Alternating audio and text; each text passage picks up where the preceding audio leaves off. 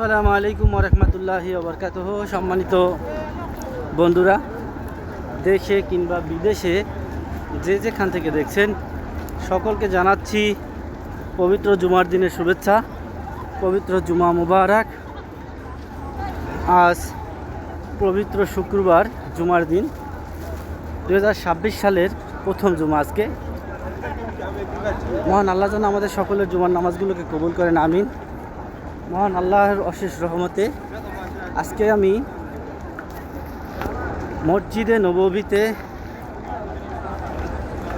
70তম জুমার নামাজ আদায় করার জন্য প্রবেশ করতেছি।